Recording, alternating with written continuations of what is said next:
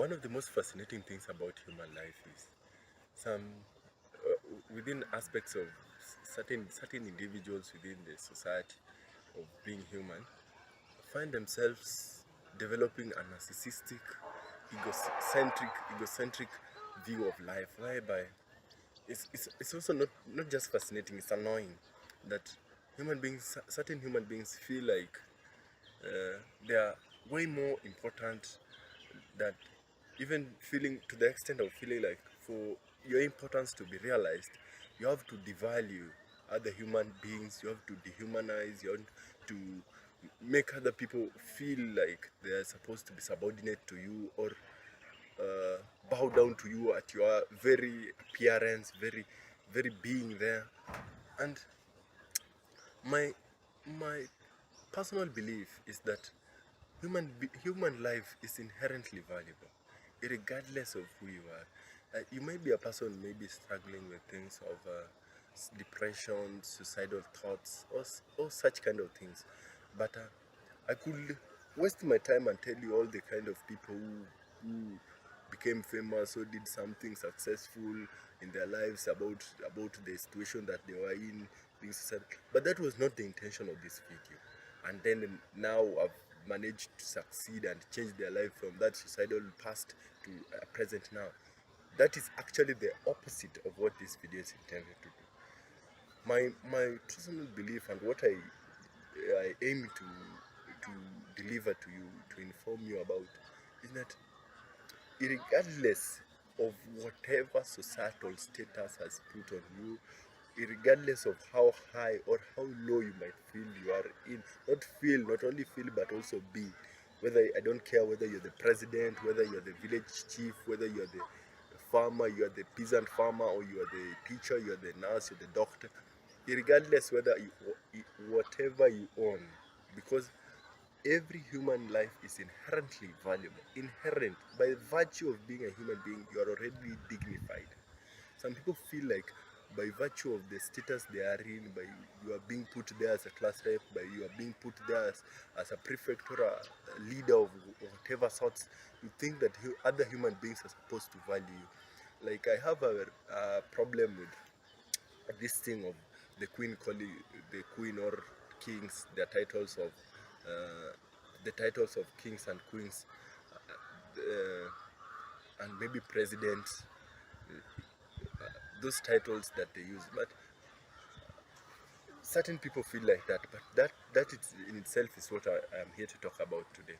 Some people feel that whatever you own, people, like in the societal setting, whereby people with more wealth are given priority, or or are seen as being more human, more more valuable than other people without those possessions and properties, which is absurdly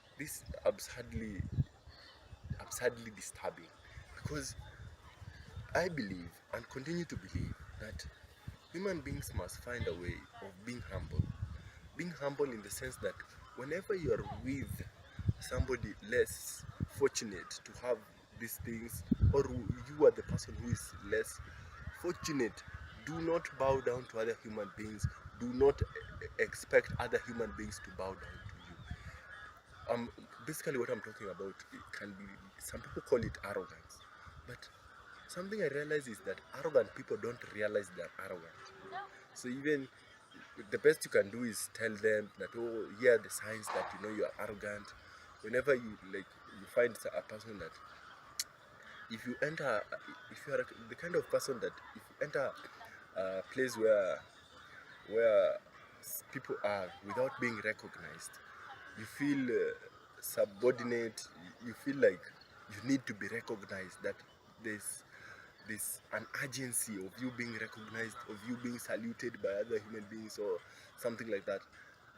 That is the disturbing part. It builds arrogance in the long run. These things, I was talking about this. I was talking about this with some friend of mine, and he told me that this can develop from childhood, the environment, which somebody grew up in. If you grew up in an environment where you are always winning, you've won everything in your life, you've always won, you've always been number one, maybe in school, maybe at home, maybe you've gotten used to people bowing down to you. I use the word bowing down, but necessarily, you know what I mean. When people feel the need to hear your thoughts, regardless of how stupid you might be, or how irrelevant or unnecessary those comments might be. But if people around you are always giving you that kind of bowing down, so when you grow up and become an adult, you feel entitled to that respect, which is not even respect. It's a form of perverse admiration. Perverse admiration in the sense that people are not admiring you like for the personality or character that aspire to be like this person. They're admiring you as a different type of demigod. Not demigod. A different type of God that they're supposed to be worshipping. Yeah. So that is the problem. That's critical. If you grew up in such kind of an environment, vis-a-vis a person who never grew up, who grew up in an environment where he was a loser, where people didn't expect much of him, people didn't, maybe grew up in an environment where everybody knew he was a failure, and nobody really expected much. That is the kind of person I would love to be, because I thrive in such conditions. Because every time when everybody looks at you as a failure, you don't really have somebody's expectations to meet. But when everybody expects much and everything, they expect worlds. That's now the negative side of being in that class A kind of situation, environment that I've just described. Everybody's expecting much. Sometimes you can't deliver, but most of them, even if you can't deliver, you'll always have that egocentric pride of yours controlling your life and making you think or want to behave in that kind of way, in that kind of environment, that cube that they have already put you in. But the other kind of person, the other situation, vis-a-vis the other person I was describing, who grew up in an environment where people don't expect much, I thrive in that kind of situation where actually I've been through that kind of situation where the only person you have to prove yourself to is yourself. Jishinde ushinde. It's a Kiswahili textbook we did in class 8. Jishinde ushinde. Like you are competing with yourself. You are not entirely. You live your life for yourself. You know, you only live life once, and if you live it right, once is enough. You know, so you are competing to satisfy the things that wake you up in the morning, you yourself as a person. But if you are that kind of a person, my real motivation to you, or something that I can tell you personally, is that please stop caring about what other people think about you. Stop caring about whatever people think about you, whatever they want to say or are discussing about you. People will always discuss you. That has never changed, will never change, has always been like that since time immemorial. It is the essence of human nature. Nobody has ever managed to change it.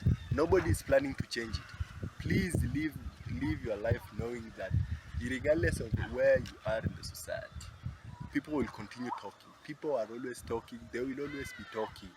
That has never changed, will never change, can never change. Please. Now it's time to focus on yourself. How do you focus on yourself when your self-esteem is low? First, low self-esteem is a very dangerous thing and a very difficult topic to handle. But I've been there before, me myself. My advice to you is win something. Even if you believe you can't win something, win something. Win in eating food in 5 minutes. Just win in the most ridiculous thing you can win in. win, win, win a competition that you are running yourself. Just win in something, just as a starter motivation to get your mindset from believing that you can't win in things, that this is your status in society and you're supposed to be bowing down or worshipping other human beings that demand that from you. I don't tolerate such kind of individuals, but I encourage you to be humble. Humility, I think, is the number one lesson every human being should have. If you're not humble in life, that you're doomed, you're cooked, you're finished. try, try in your life, try in your life to be humble. Don't not just try. Make sure you're humble. Make sure you're humble, so that as as as as you grow from that position, from that situation where you are in before before the before your self-esteem was lowered, depression, anxiety, stress. Also, my other advice is that give give yourself objective led timetables. Timetables. You can say that by the end of the week, I plan to finish certain things. Just make them simple, especially if you're coming from a position of you have never made objective-led timetables. Objective-led timetables really helped a lot in academics. One time in my life when I was in Form 4, but I know how they work. I use some today. That you say that by the end of today, I need to accomplish three things or two things. That is objective led. Objective is to finish this thing or to do this thing or to uh, send this thing somewhere. Just have an objective and give it a time frame. That is an objective led timetable. It's not like a timetable that has been written there that 7 a.m. I'll wake up, or 6 a.m. or this do this at this time. An objective led timetable is inspired by a time frame that by the end of by the end of 6 months I aim to finish this and this. That's the objective led timetable. So if you're that kind of a person, that's the best advice I would give to you. If you're the other kind of person that is arrogant or does not know if you are arrogant, I can tell you few ways you will know about if you are few signs that will tell you if you are arrogant person or you are that kind of, I'll call you arrogant, but you know what I mean. Somebody who just feels that you are way above other people in society. One sign is when when you have in your mind you look at human beings as status, not status. You have classified human beings. Never, never. If you are ever in a position where you've seen you can classify human beings, classification of human beings begins like when you walk in the street and you say these are these are these are politicians.